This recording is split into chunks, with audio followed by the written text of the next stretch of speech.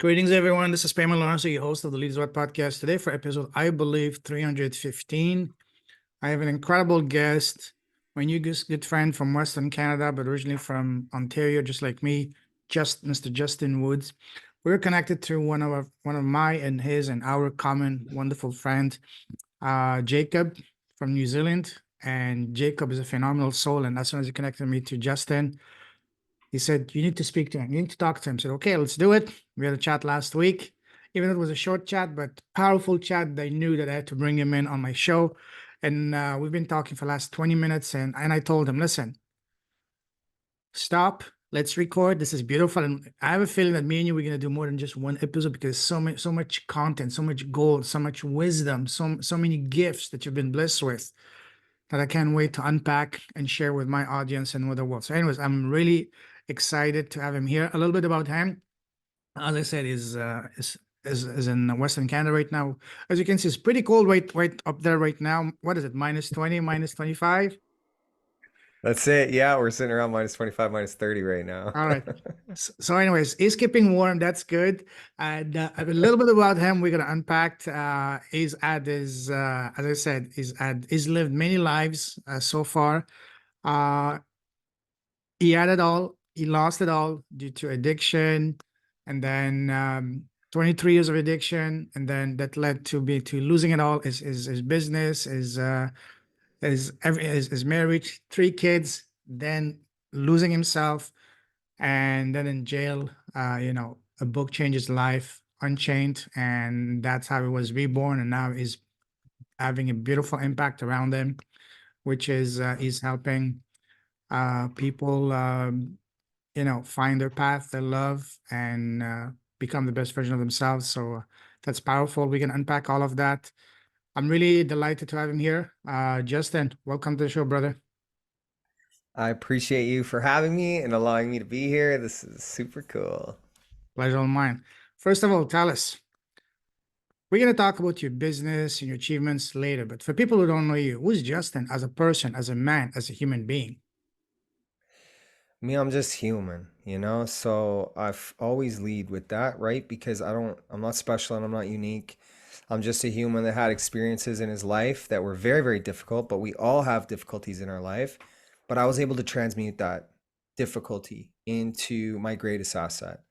And my difficulties were to learn about an inability to communicate about how I felt, which led me to addiction, which ultimately led me to the light or the enlightenment state that I personally feel that I'm living today with an immense amount of work. But with a discipline and a practice, I certainly have found a state of being that, is completely the polar opposite of where I was for 23 years. Yeah, I can imagine. We can unpack that. First of all, I'd like to ask you a series of rapid fire questions to further get to know you. Ready? Give her. All right. What makes you happy? What makes me happy? The elements, nature, the experience of life. Like, so nature, the wind, the water, the air, the fire. I love it. Nature, human connection makes me happy. Difficult experiences make me happy because I learn a lot from that. So that makes me happy. My cat, I love my cats. My cats are amazing. How many do you have? I love traveling. Sorry. No, how many cats do you have? I have two, but we're missing one right now. But I Uh, have two because the other, I'm missing one. One's missing. okay. Yeah, we moved up into the forest, and then a few weeks in, we're missing her. But she's just on her little walkabout. She'll be back. Okay. Good. Hopefully, yeah. All right, Yeah, cool. yeah. Awesome. Now, what makes you smile? Makes me smile. Opening my eyes to my wife in the morning is always a Oh, beautiful thing. that's so sweet. Yeah, Yes. Yeah. But I beautiful. don't just say that. Like, that sounds so cliche. It's like, and yeah, Yeah, I want to just hit that so people can understand like where I'm coming from when I say that. I went through a lot of difficulties understanding what love is for myself. So until you love yourself, you really can't love somebody else. that is so true. So when I open my eyes these days, because I had no idea what love was for so long, and I was in relationships for 7 years at a time, and I was so confused without having the information and knowledge. Like today, when I open my eyes and I see that girl, I'm like, oh, dang.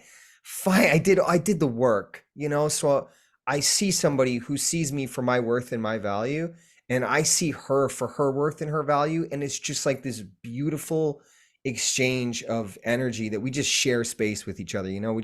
We're still learning and we're still evolving and we still like do our own thing, but it's pretty beautiful when you wake up to like your best friend every day. Like it's pretty Absolutely. cool, right? That's beautiful. Preach on, brother. Now, let's take the happiness factor a couple of notches higher. What brings your soul on fire? What makes your heart sing? When people share about the trauma that limits them, I Mm. have this unique ability to have people give me all of what they've held for so long.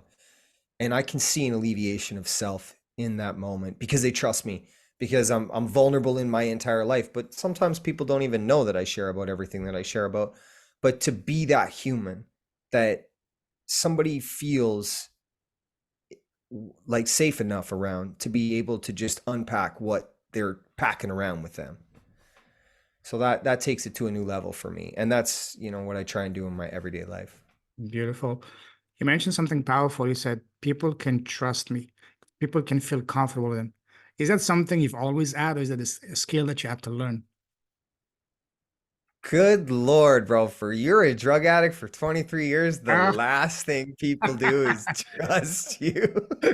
Oh my Lord. If you talk to the exes that I have, Oh, oof, there's yeah. some trust issues there. No, I practice. Actually, it's funny you talk about this. Trust is something that I have just in the last couple months. I trust is something that was something that was restricting me in my life.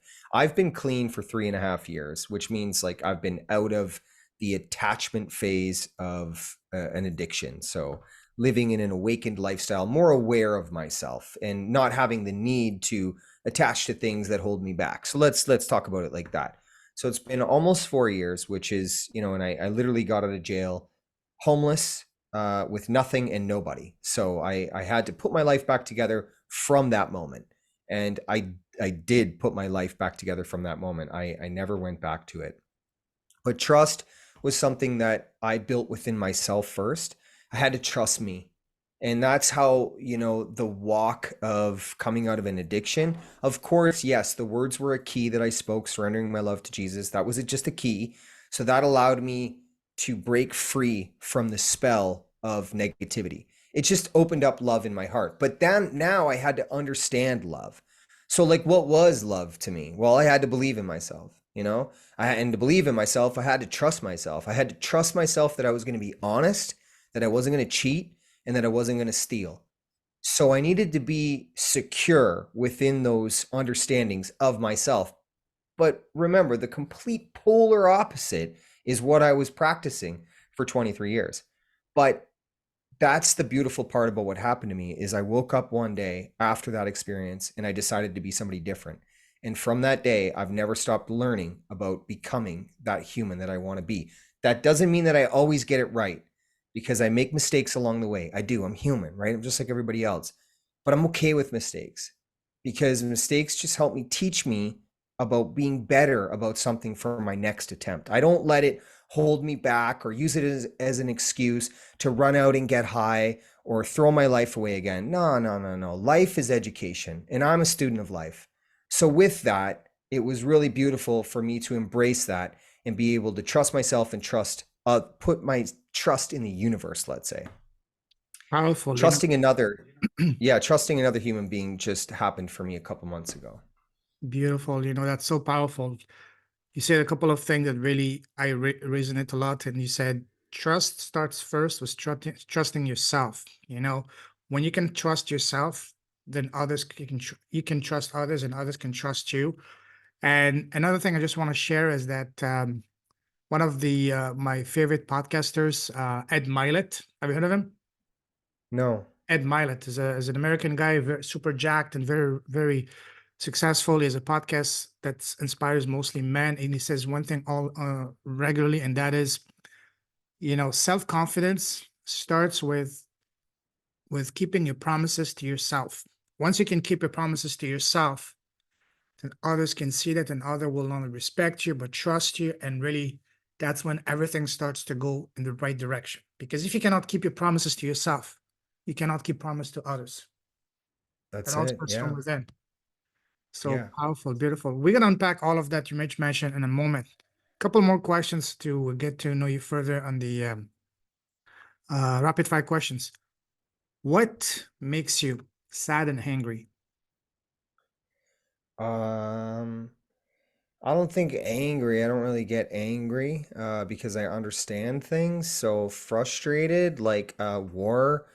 War is like just something that I don't understand because it's an inability for two rich people That's it. to have a conversation so it's an acceptable means of an inability to communicate to use many humans that have nothing to do with the conversation as disposable expendable measures of war. Like That I don't get that. And I even the people that are grabbing guns, like I wonder like what's going through their mind. It's like they're being forced to do this to defend their country without any transparency. So I really am confused by war because there's so much secrecy and deception and lies that go into it to have us all believe that it's acceptable. And I just don't feel it. I agree. There are people that when you were growing up, did you play the game, the board game called Risk? Oh, for sure. That these people are playing Risk in real life. Oh, I'm gonna do this. I'm gonna do that. Without any regards for what's gonna happen to people. They don't care. It's not that they don't care. Some of them are even completely disconnected from reality because they live in such a different universe than us. And for them, you might as well just be ants, you know? And that's the other sad thing about our reality is that politics are what control the masses as well as Mhm. religion. And these are ideologies that are fueling war. And I always question like these leaders are leading us the wrong way, but humans are not using their voice and speaking their truth Mhm. from a place of love, because if you speak from a place of love, you wouldn't be violent. There would be no need to pick up a gun or you'd be just like them. So why wouldn't we just use our voice and stand strong within our heart centers? Like, and but that's like real. Like that doesn't have to be some like hippie sounding idea. It's like, no, this is achievable. Like this is 100% achievable. There is strength in numbers and the unification of energy. Like energy is absolutely everything. So you don't have to fight. Like it doesn't have to be that way. It's just a collection of human beings that stand for the one same thing. Absolutely. One thing that you said that I love it, and it's so true. And you said war is the inability of two rich people to not be able to have proper conversation without resorting to violence. Something along those lines. You said Mhm. that is so true. That is, yeah, no, this is so sad because everything could be Spe- avoided by just opening up yourself to the perspective of the other party. Put yourself in their shoes, understand them, just like we do in our everyday life interaction with people we deal with. Do that at the highest level too. But some people, the ego comes into play. Yeah, like I just try and take everything to a simplistic form, right? Because, media is trying to confuse you and mislead you. And there's so many sources that we have found acceptable means of ways of obtaining information that are just there to they're there to what am I separate us, and it's Divide us. there to divide us. Thank you. That's the word I was looking for. Like what? My brain just like, but no, yeah, they're there to divide us, and it's like no, no, no. It's all unity. It's all connection. We the 99% have the power. It's just what you do with that power. But the way to obtain that power is to overcome fear, which is why I do everything I do, because love is the greatest force of energy on the planet, and that's why we don't talk about it, is because if we did and we remembered it and we knew what we had inside of us and we knew what we were capable of, whether you're a janitor, whether you're a waitress, whether you sweep in the floors, whether you're homeless, it doesn't matter what you are or what you do, because you're a human being with the same power.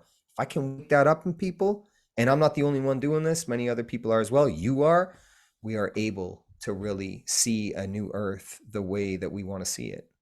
Absolutely, absolutely. Preach that, man. Amen. What would you say is your number one personal superpower?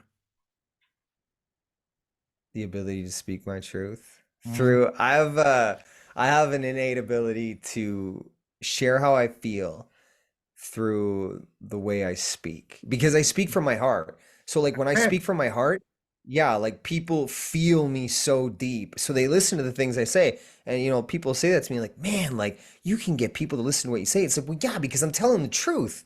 Like I'm not trying to mislead them or I'm not trying to change anybody. All I'm trying to do is share a perspective and plant a seed. That's what I say. I'm a gardener. I just plant seeds and I try to get you to water it. And that's if I could do that authentically and from a place of love, then we're going to do something different in this life. absolutely.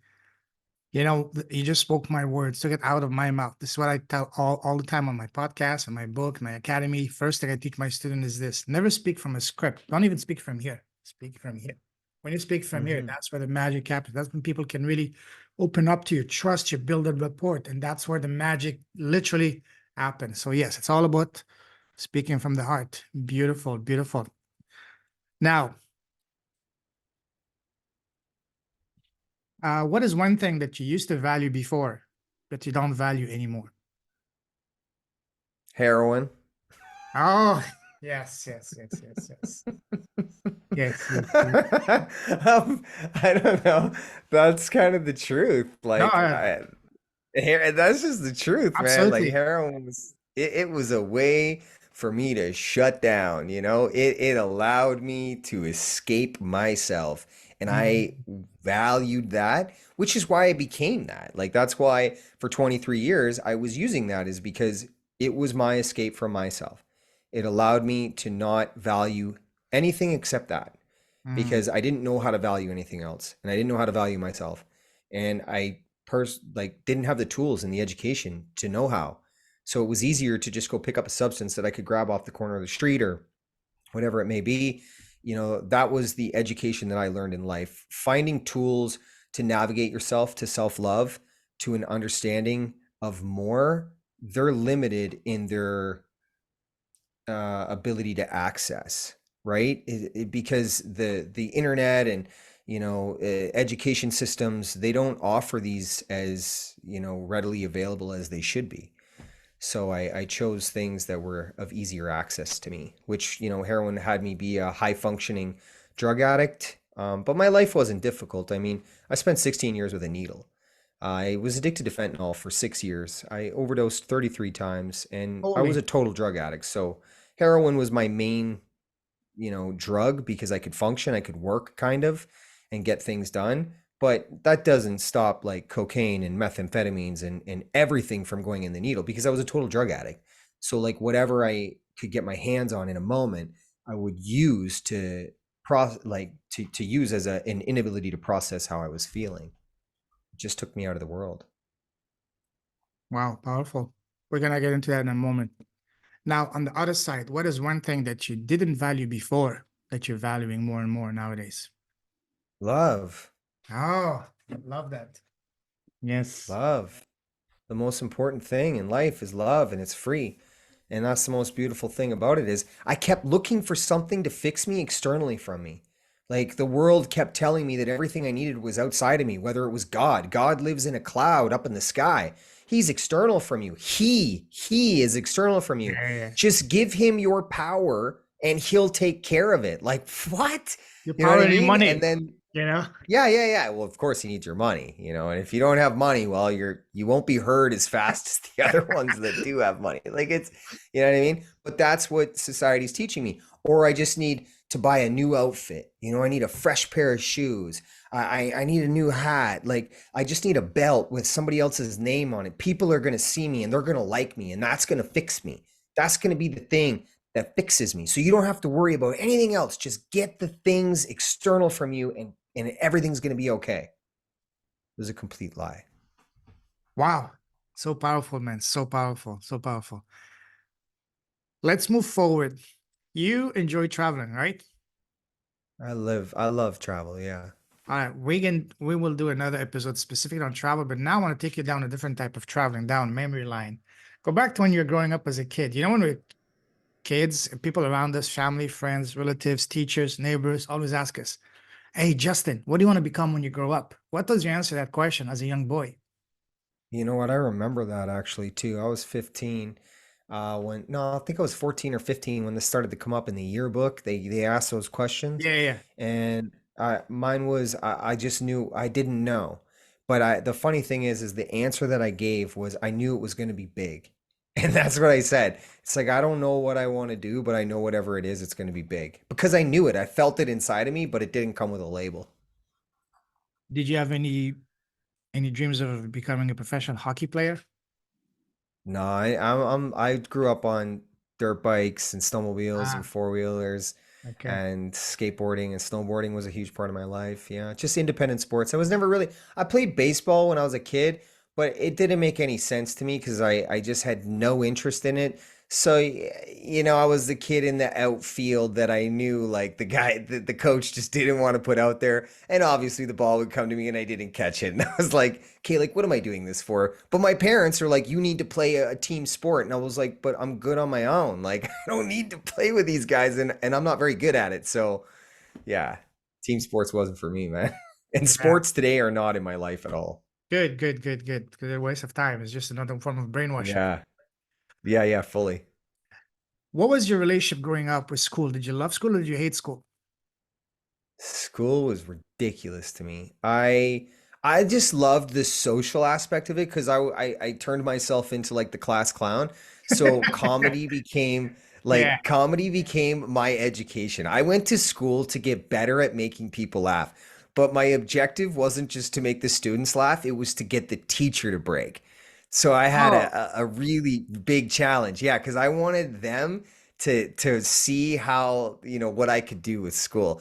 I was really good at school, to be honest with you. I didn't try that hard. It just was really like boring to me, and I knew very early, and I challenged the teachers all the time. That was part of my comedy bit, was to be like, you know how useless this information is to 90% of this class. Like, bringing them an awareness of how ridiculous it was what we were doing.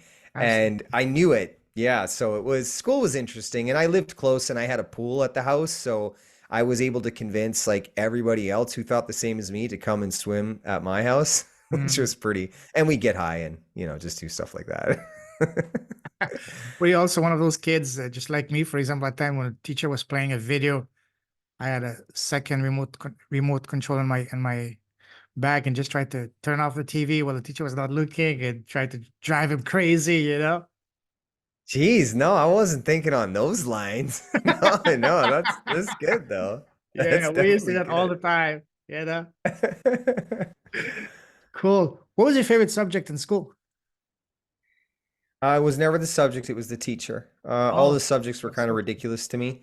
Mm-hmm. But I was really fortunate to have a really great English teacher, and she was my English teacher and English media teacher. Her name was Miss Thompson. I still remember her. Cool, man. She was cool. She'd come in class. We knew she was smoking weed and stuff like that, but she never really, it wasn't like, super obvious for some of us. I mean, I was selling drugs and doing drugs in school at a very young age, so I knew what was going on, but she could also see in the ones of us, like, she was just cool. She saw us, right? I don't think she was smoking weed at school, but I definitely knew she was, a flower child doing this thing after class because she was speaking the language.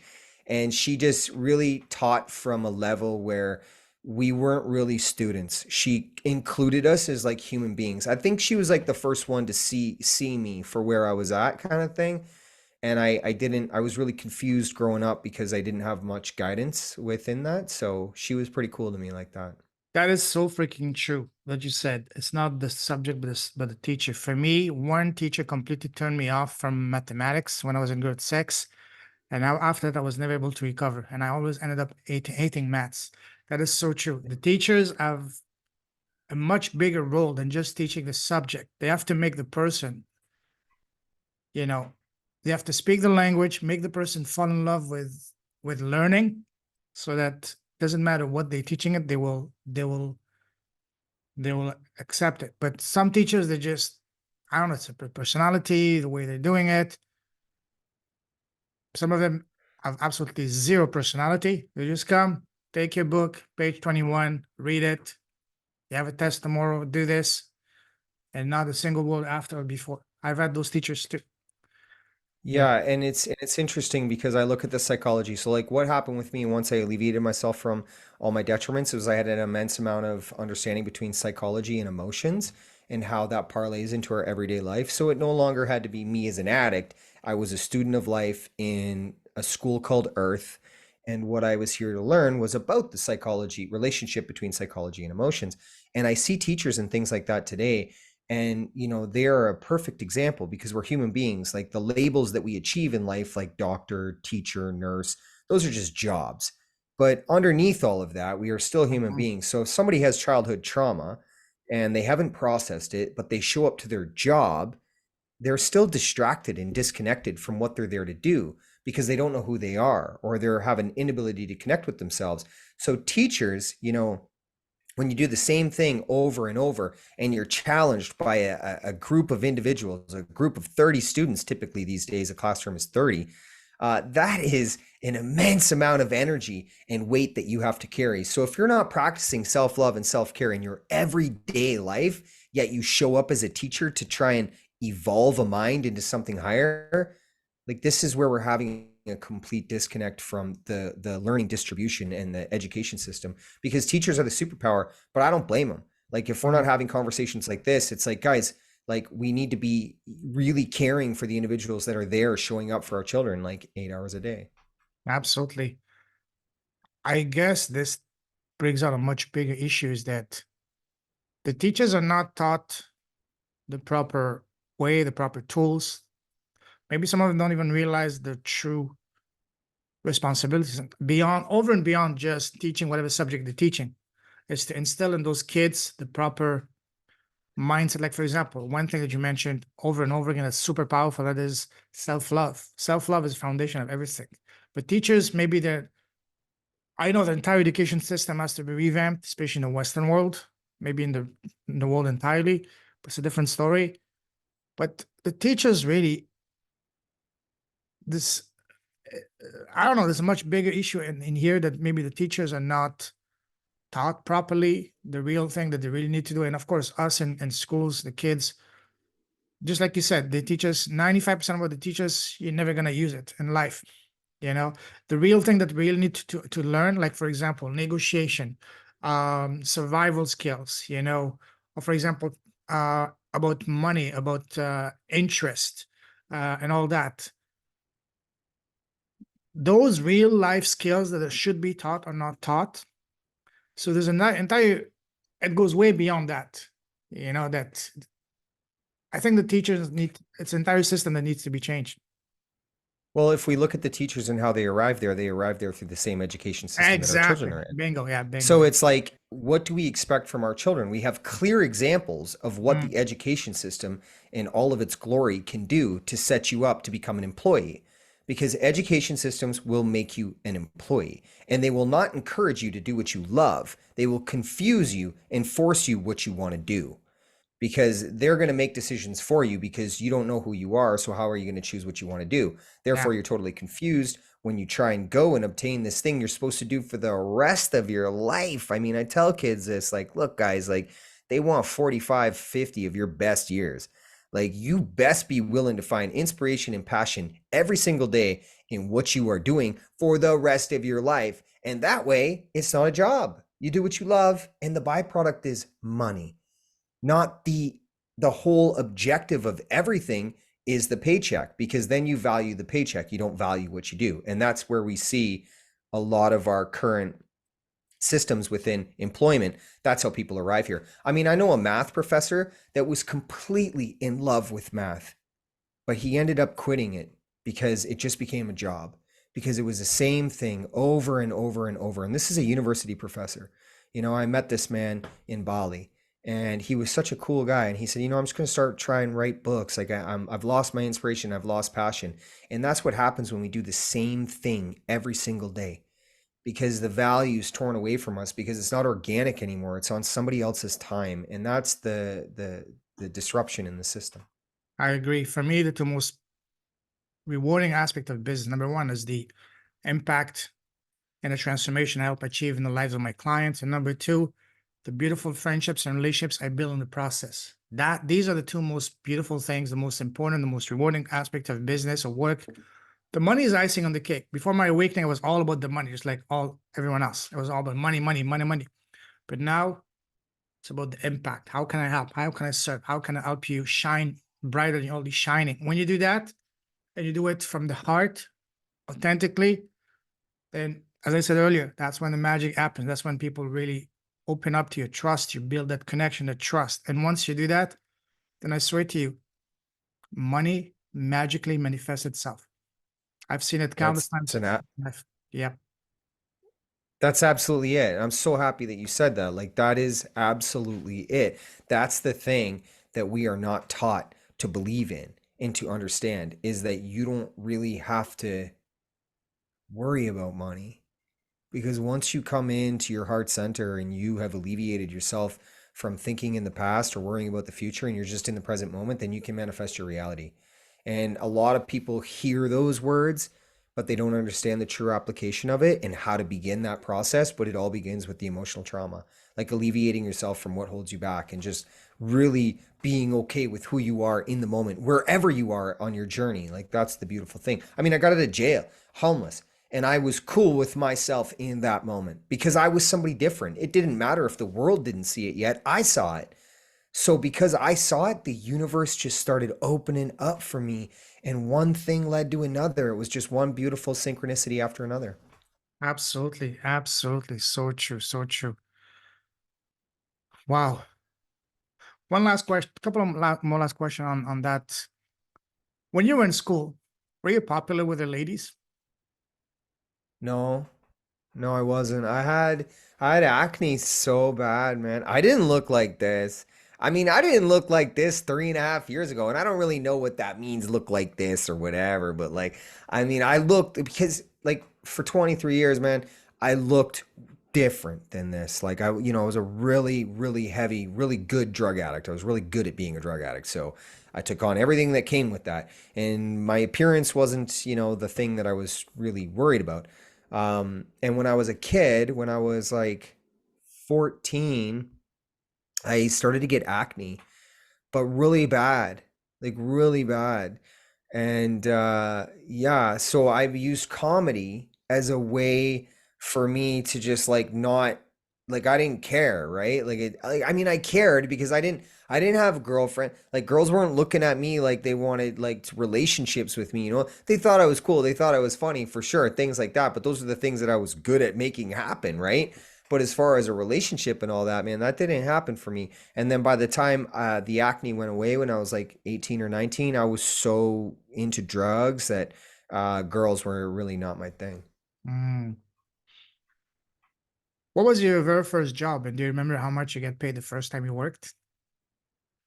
My first job working for well, I guess yeah, the first job I would have had was working at a feed company, like a grain and feed company, because I'm from a small town too, like 1,200 people in Ontario.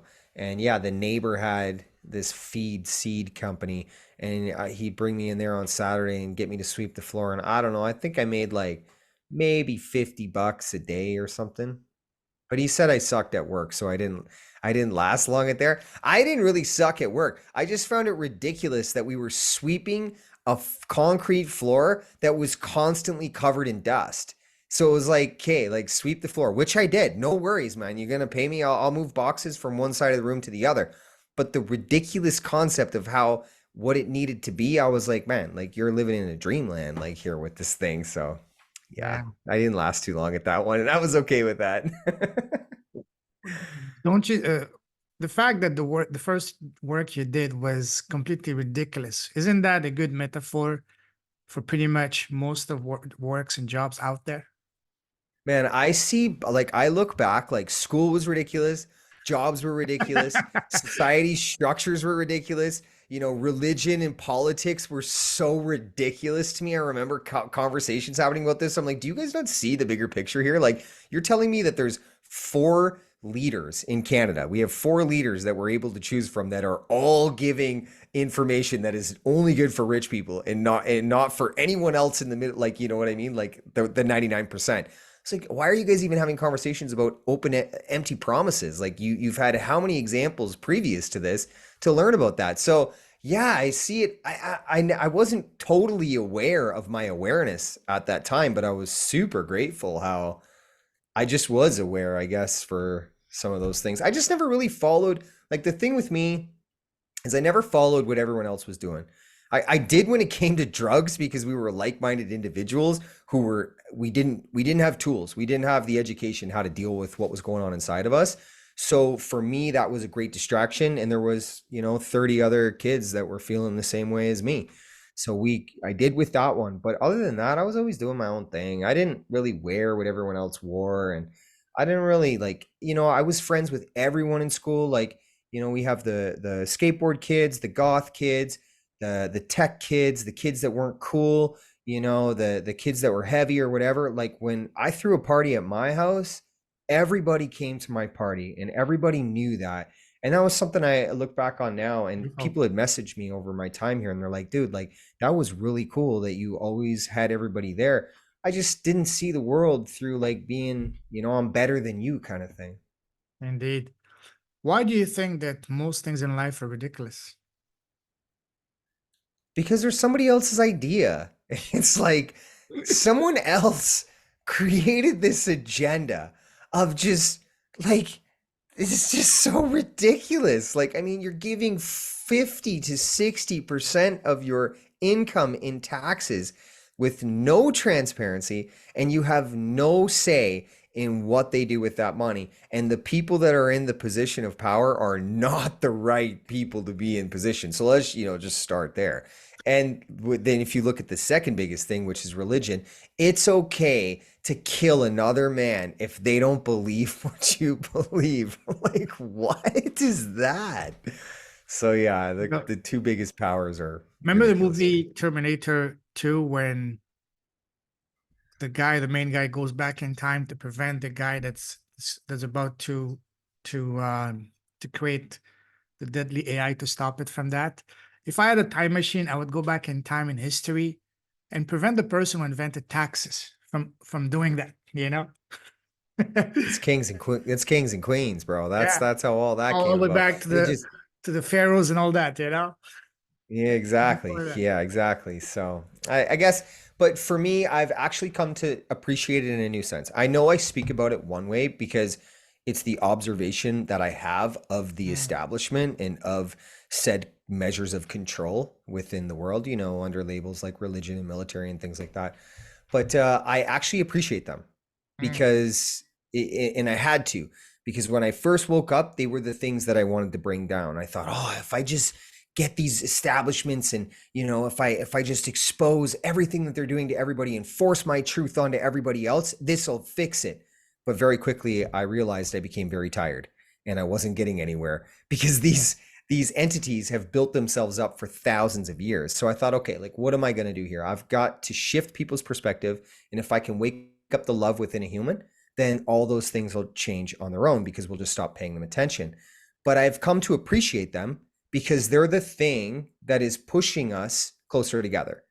It feels like they're ripping everything away from us, which they are, from a materialistic perspective, for sure.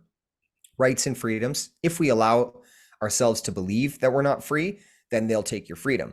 But that's not true because nobody takes my freedom but me. I'm free within myself, so you can't mm. have that. But I do see that this is pushing people to change their perspective and shift their mentality into other locations that are going to benefit the collective consciousness of love. Indeed, indeed. Now let's switch gears. Let's talk about how did you get into drugs? I was 13, grade 8. Yeah, so like when I was like 9 and 10, I was pretty aware, of myself, I guess. I'm a water sign, I'm a Scorpio. So for me, the distribution of an emotion, whether it was frustration, sadness, happiness, joy, typically was given through tears. I would cry, because I was just highly sensitive. Like I was empathetic. We are all empaths, but I was really in tune with mine. I was able to feel things on a very molecular level. In my family, we never talked about how we feel, and displaying tears was something you did behind closed doors.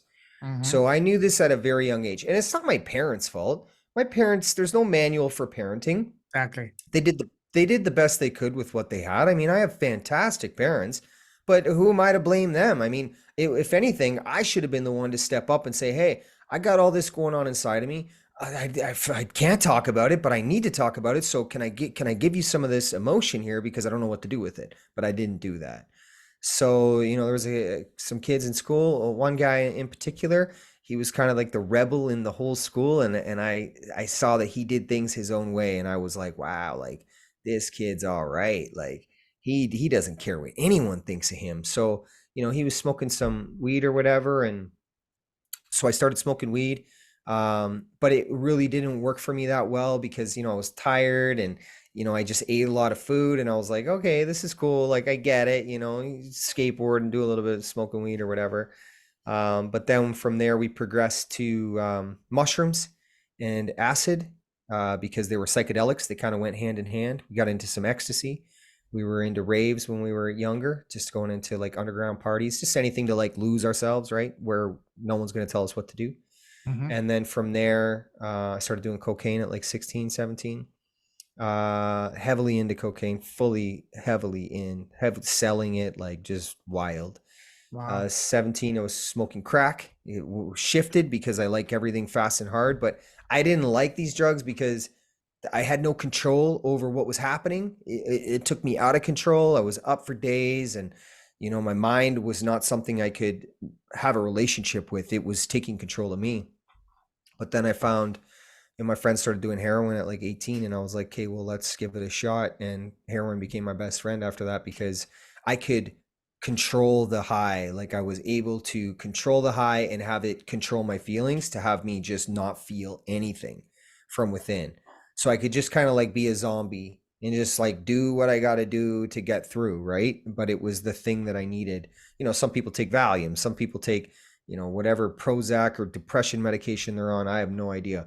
But for me, I chose heroin because that was the thing that worked for me at that time. So I've never smoked, so I have no idea what happens when you do take drugs. What exactly happens? How does it make you feel? What's the feeling you feel?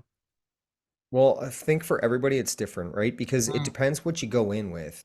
Like if you're going in with trauma, you're going to have a different effect than another individual, right? Like, but for the most part, like marijuana is just an uplifting source of creativity. mm, If you go in with the mindset, like marijuana has so many values. I mean, it's here for a reason. The health implications that it can help with, like with cancer, it's just, really? people got to look. Oh man, like revolutionary. There's a Cancer. documentary by Wow. Rick Simpson that I would encourage, anybody who is experiencing cancer within their families. Rick Simpson's a documentary on YouTube. Please check it out. This man extracted a resin from a marijuana plant called Phoenix Tears, and it revolutionized how we can look at cancer treatment. I mean, it has nothing to do with pharmaceuticals, and the results are everything. The results are what speak to anybody doing experimentation. What's the name of the documentary? I don't know. I can look it up quick. Okay, Rick Simpson documentary on I marijuana. should know. He's a cool guy. He's just a real human. He's just another human who tried things and he Mm. tried and he tried and then he succeeded. And then he was silenced Oh, absolutely. by the Absolutely. pharmaceuticals. So Yeah. the Rick Simpson story. Okay.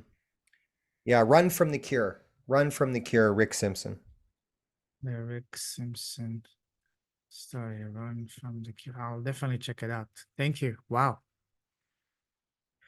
Yeah, great stuff. There's lots of information out there, so we can't always be listening to what the news and media outlets tell us. We sometimes have to arrive to our own conclusions on, what we know or what we don't know. Absolutely. Absolutely. So when you said you were consuming first, you started consuming drugs. How are you getting it from other kids in school or from other guys from outside of the school? because that's something I've I never don't want to experienced. stereotype anything. Completely, in a way, fascinating because I have no idea. No, it's You know, no, it's cool, man. And a lot of people say that to me. They're like, dude, you live like a life. Like you've lived like that's it. multiple lifetimes That's in it. one Yeah. life. So no, it's cool. I'm actually totally cool with talking about everything about it.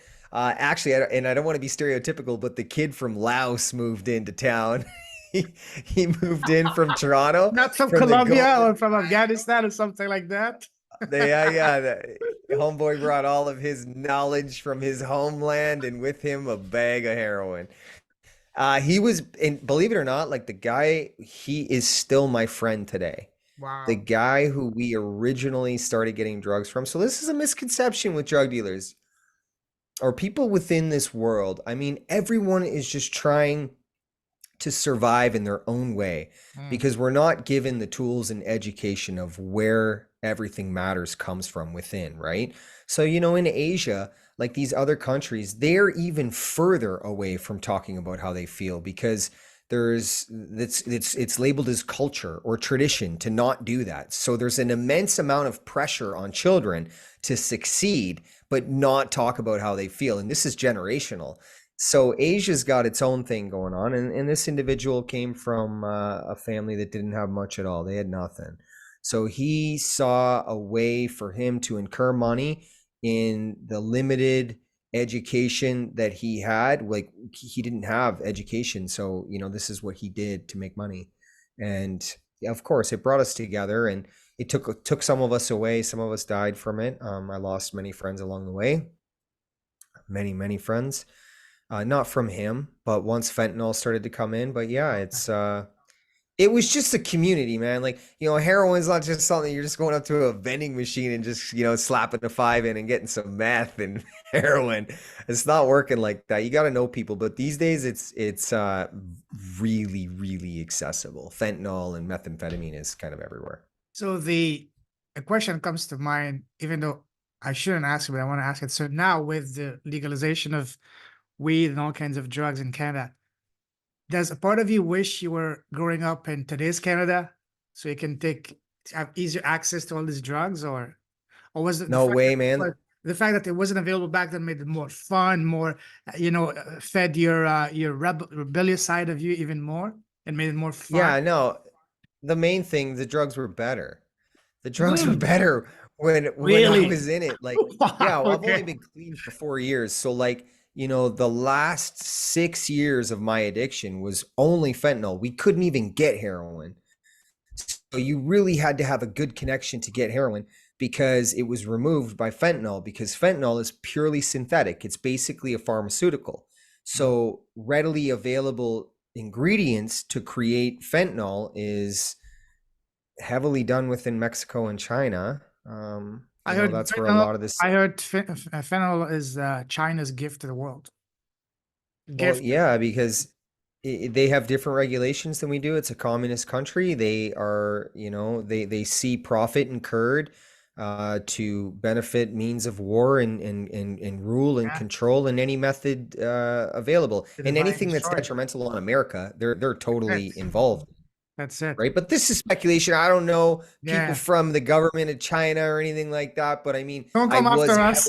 heavily, yeah, like I was heavily involved in a drug scene that when you are in places like this, you learn about where things come from. But more so for people, since we're having this conversation, there's so much conversation surrounding the legalization of drugs, but shouldn't we be having a conversation of how much and how easy the drugs are getting in? I mean, Reagan, That's a think bigger. of Reagan's era. He had the war on drugs. He spent millions and billions of dollars Billions. on, yeah, billions of dollars on the war on drugs to get good at stopping people from bringing drugs in. But here we are, 2023. This is 43 years later. What, we're that bad at it? So it's not about that. It's actually all organized in a method where everybody gets paid. The drug industry in America is a $50 billion industry that they talk about, like that's the number that statistics give. So if it's 50 billion, you can bet that it's 100 billion. You That's know, just a few years where the ago, conversation is. everybody watched. I'm sure you watched too the Netflix series Narcos. No, I never. Yeah, but I heard about it. Yeah, I heard about it. I watched the Colombian version of the life of Pablo Escobar. It's called El Patron del Mal, the boss of evil. It's like 75 episodes, each of them incredibly detailed. And at one time, one thing I will never forget that Pablo himself said, he said, the biggest drug dealer in the world, it's the FBI, the CIA. They're trying Yeah. to go on the war against drugs, so to speak, so they don't get anyone else come and get their profits. They were, for example, seizing the drug from all these cartels in Colombia and keeping it for themselves so that they can sell it, they can distribute it. What are your thoughts on Yeah. that? Yeah, well, I understand what exactly happened there. So when Reagan had declared the war on drugs, it wasn't the war on drugs, it was the war on drug dealers. If you weren't going to play by the methods and the policies dictated by the government officials at that time in America, you weren't going to play by their rules, you were going to get taken down and seen as an individual who was completely evil, sadistic, and destructive. But in reality, they were setting up their own chess pieces so that it worked That behind, you know what I mean? Like that's how this works. Like people can't think that your attention is misled in all these different directions, but life is real simple. Like when you break it down, we don't have an issue with drug addicts, we have an issue with drugs. But we don't even have an issue with drugs, we have an issue with why people attach to using drugs. It's no different than the kids with video games and cell phones these days. Like people say, how do you combat with my kid being totally addicted to the cell phone? Well, it's like, I don't have to combat with your kid being addicted to the cell phone. I just need to figure out what they're looking for inside of it. What has them believe that they need that little thing needs their time and attention? It's because they're looking for something. Just like I was looking for something within um, the drugs. It's like we have to go back to the root problem. We can't just stay up and have surface level conversations. so perfect segue. So you, when you said you were looking for another outlet, what were you missing? What you wish you had that would have prevented you from going down the path of drugs? Love. I didn't under like everything is love. Like it just Mm. is. Like everything is love. If we understand love within ourselves, then once you understand it, the only thing you want to do with it is share it. Because that's what love is. It's unconditional. It is so beautiful once it's understood. But the power centralized around love is an immense gift. It is a it's comes with so much.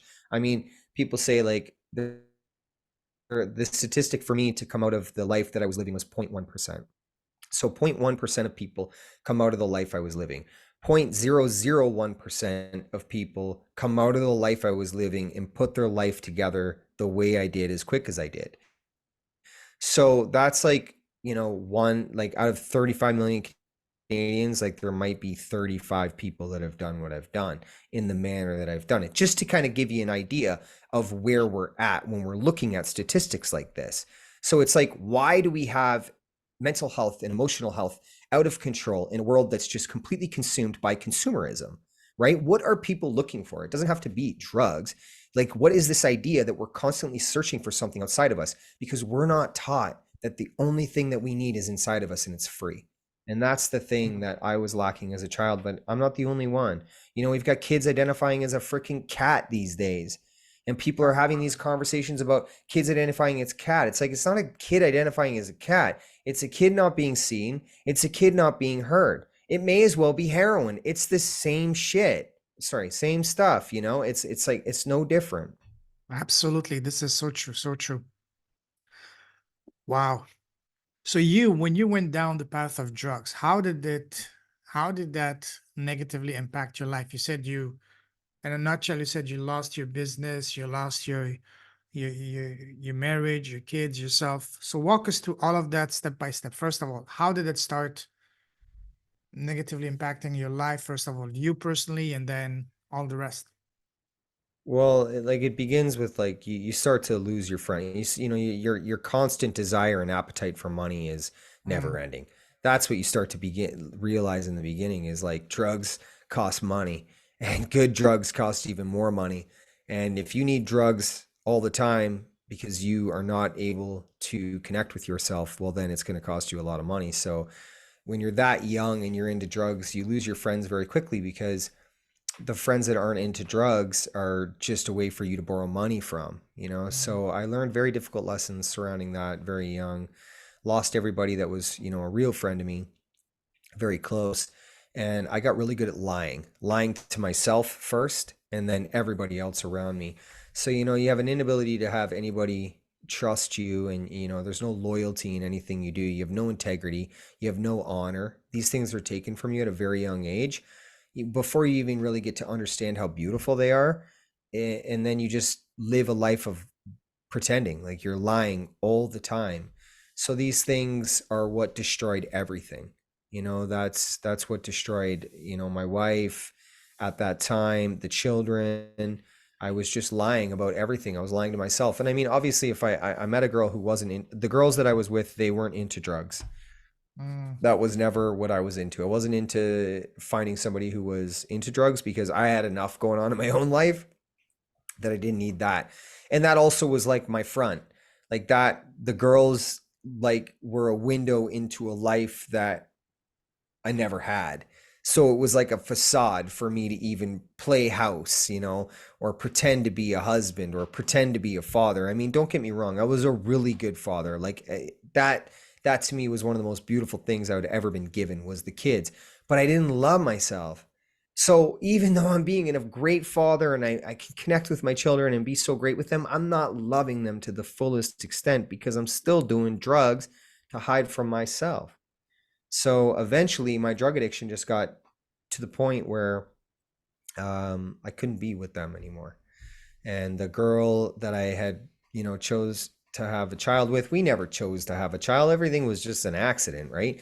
I mean, you're just having reckless, selfish sex. All like that's all it is. Everything inside of a drug addiction is just pure chaos.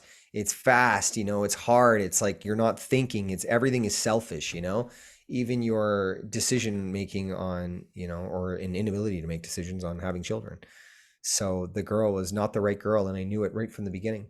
So, you know, these are things, difficult lessons I had to learn. And then my children, as a result of that, they had to learn difficult lessons because I'm gone mm, now. And now they're left with just her, and her stability is not where it needs to be for two children, you know? So it's like everyone's losing in this mess. And because a lesson not learned will be repeated, I did the same thing with another girl and I had another wow. child, and I did the Wow. exact same thing I did with that family with her. Wow. Mm, And after I lost that child, my youngest, he just turned 8 yesterday. I lost him when he was going on 3 years old. I just was it for me. Like I thought, okay, like he took 3 kids away from me. Like addiction took 3 kids away from me. I was like, okay, I'm good. Like I'm just gonna, I'm on the street. I'm living in my car. I'm done. I'm done with life. Let's just sell drugs, do drugs till it's over, you know. And so when you you know, said you lost them, you mean you lost access to them? They don't see you anymore? yeah, Okay. yeah, no contact orders with the women Wow. due to like some, yeah, violence, things like that, Mm, some aggression. Oh, it was nasty. It was not a good time for anybody. And the kids were young, and the only thing I ever said would say to them is like, I wish you would have left sooner, you know? But I kept having them believe because I was so good at manipulating everybody that everything was going to be okay. Like, just stay with me a little longer. I've got this figured out. And I was always kind of good at getting some money together and things like that. But then the mental health that I put those women in was just, you know, just it destroyed them as well. They weren't even addicted, but they were addicted because they were with me. And that's a an important thing to talk about when we're talking about addiction is those that are affected by addiction are addicts as well because they're fully in with an mhm. addict and you'll live that life. Absolutely. Wow. So now that you're the person that you're meant to be doing, education to inspiring other people, do you have any, I'm sure deep down you might have hopes to reconnect with your kids in the future. Is that something in the plan for you? And try to educate them on how they should, and be a mentor, be a guide, be a father figure in a way for them? Oh, absolutely. I have had to learn that when you understand love, you also understand that love's difficult Mm, and that love isn't always what you want it to be. And that's a beautiful lesson with love. What you want might not be what you need. So when I got out of jail, the first thing I did, because I was clear, I was clean, I was like, I had the love. First thing I did was go to Winnipeg, where I have my two. I'm finally me. This is the thing. This is it. They're everything for me. I'm going to get them. Then I'm going to get the other one. And when I got there, the universe, I'm just going to put it this way. The universe showed me that it wasn't my time. There was something that happened that was out of my control. But what that was a lesson for me to know that it's not your time, Justin. And, think about it. Like you're walking away, you're getting out of jail, 23-year drug addiction. I got some money through the COVID money. So I moved to Winnipeg. I got myself an apartment. Like, I mean, we're talking like I was homeless for years, but I put all these things together. And within addiction, the first thing you're looking for is an excuse to go back to being an addict. But because I love myself and I processed the trauma that had me attached to the addiction, when I was in Winnipeg and I wasn't able to have my children at that time, I was okay with it. I was okay with it because I knew I had work to do and it wasn't my time. So here we are, we're almost 4 years from me being clean. And this summer will be the summer that I go for them because I'm finally ready for them to meet the man that I am. I still had psychological patterns and behaviors,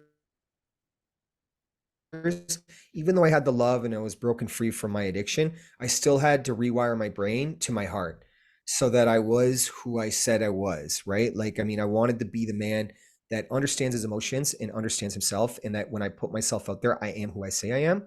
And that takes a lot of practice and discipline, but I'm finally ready. And I achieved that just in December was my final test of life, where I am now ready to have the children in my life. Oh man, I think about them every day. They're my everything. But Of you've got to course, understand that you've got to be patient with love the sometimes, time. right? Like, I Yeah. mean, that's what it is.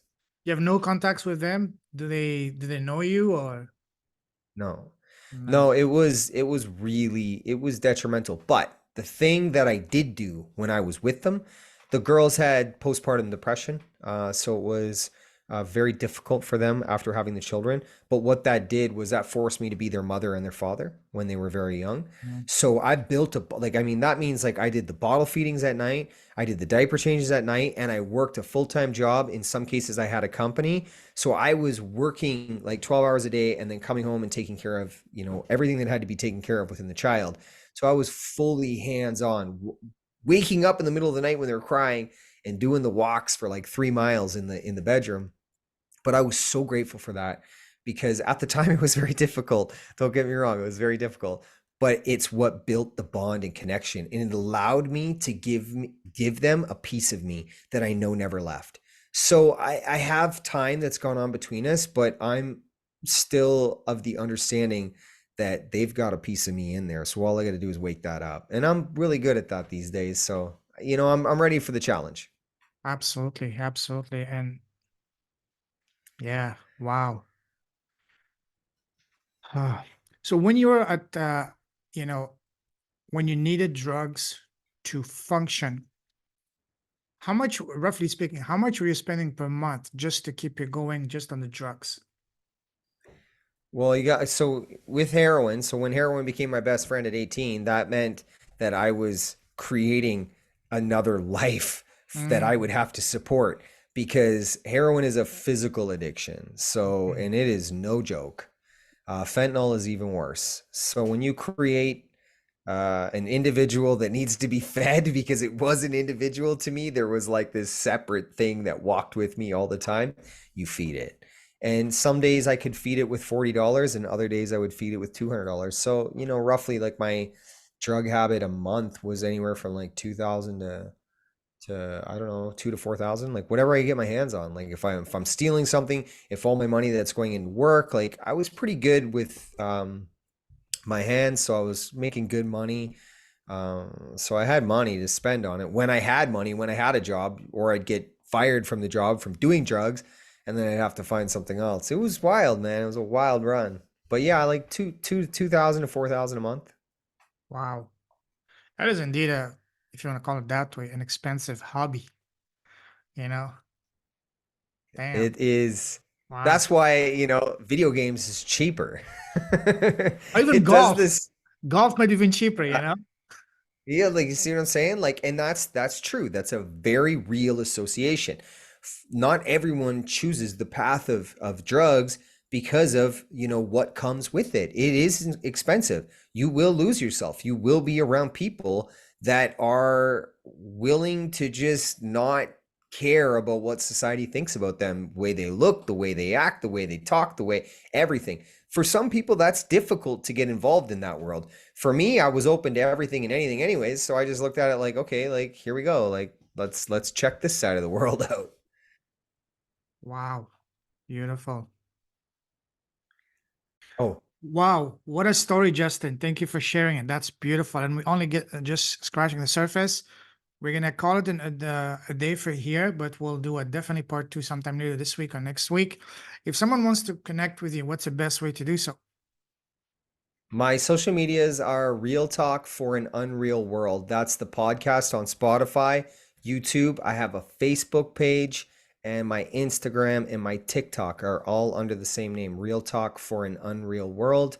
You can find me there, and the podcast just speaks to an evolution of love, addiction, understanding attachments, processing emotions, gives you the tools and the guidance that I would have liked along my journey.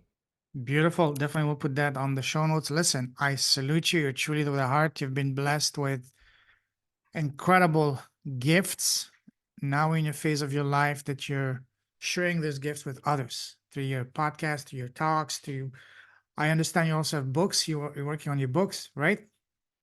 Yes, I have a book coming out called Affliction by Addiction, which basically helps individuals understand the attachment from an inability external to them from an inability to love themselves. So the book is for everybody. You don't have to be an addict to enjoy it. And I've got some children's books. Wow. I've written some children's books.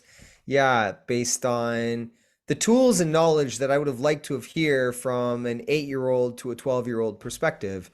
Talks about processing emotions, meditation, breath work, but in a really beautiful way. So, Beautiful. yeah, those are coming out.